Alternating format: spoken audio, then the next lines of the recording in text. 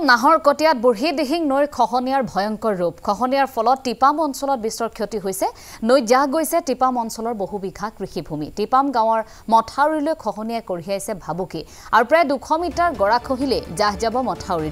মথাউৰি জাহ যোৱাৰ আশংকাত ত্ৰাহিত হৈ পৰিছে অঞ্চলটোৰ ৰাইজ ইমানৰ পাছতো খহনীয়া প্ৰতিৰোধৰ ব্যৱস্থা লোৱা নাই সংশ্লিষ্ট বিভাগে চপৰা এতিয়া কৃষিভূমি নৈৰ বুকুত বিলীন হৈ গৈছে যাৰ ফলত এতিয়া ত্ৰাহিত হৈ পৰিছে অঞ্চলবাসী সংশ্লিষ্ট বিভাগে কোনো ধৰণৰ ব্যৱস্থা গ্ৰহণ কৰা নাই খহনীয়া প্ৰতিৰোধৰ ক্ষেত্ৰত কোনো ব্যৱস্থা গ্ৰহণ নকৰাৰ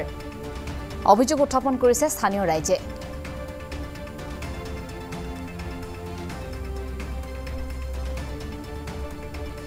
আমি হয় খেতি মাটি নাই এতিয়া কি ক'ব এতিয়া আমাৰ মানে এনেকুৱা হ'ল যিমানখিনি আমি বাম খেতি কৰোঁ সবজি খেতি কৰোঁ সেইখিনি মাটি আমাৰ এতিয়ালৈকে মানে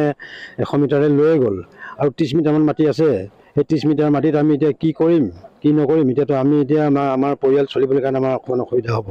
তাৰমানে কেলে আৰু এতিয়া আমাৰ বৰ্তমান আৰু এতিয়া খহি গৈ আছে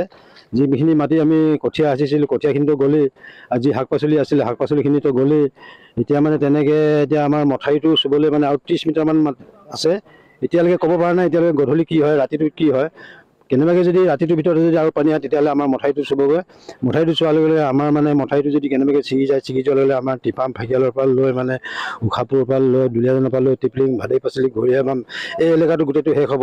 এতিয়া আমাৰ এতিয়া মানে এনেকুৱা হৈ গ'ল যে আমি এতিয়া পলাবলৈ হ'লেও মানে ৰাতিটোৰ ভিতৰত যদি বানপানী আহি যায় মথাউৰি ছিগি যায় তেতিয়াহ'লে আমি পলাবলৈ হ'লে আমাৰ কোনোফালে উপায় নাই পলাই হাৰিম বুলি ক'লে আমাৰ পাহাৰটো আছে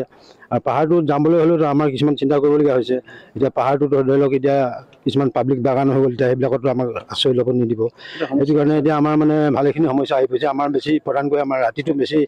চকুত টোপনি নোহোৱা হৈছে মানে ইয়াত আমাৰ টিপামবাসী ৰাইজৰ বহুত বিপদজনক সংকট এতিয়া বৰ্তমান আমাৰ যিটো বুঢ়ী দিহিঙে 100 মিটাৰ মাটি এতিয়ালৈকে বুঢ়ী দিহিং নৈখন লৈ গ'ল আৰু অলপ বাকী আছে আৰু লগতে আমাৰ যিমান টিপামবাসী ৰাইজে খেতি বাতি কৰিছিলে শাক পাচলি ধান কঠীয়া চব খহি গ'ল নদীত এতিয়া মাথাউৰিটো কাষ চাপু হৈছে যদি চৰকাৰে এতিয়া যদি কিবা ব্যৱস্থা নলয় তেতিয়া যদি কেনিবাকে মাথাউৰিখন খহি যায় তেতিয়া আমাৰ টিপামবাসী ৰাইজৰ ঘৰ দুৱাৰ গোটেই অন্য প্ৰান্তৰ গাঁওবিলাক যিটো উটুৱাই লৈ যাব বুলি এইটোৱে আমাৰ এটা বিপদজনক ভয় সোমাই আছে চবৰে কোনো অহা নাই এতিয়ালৈকে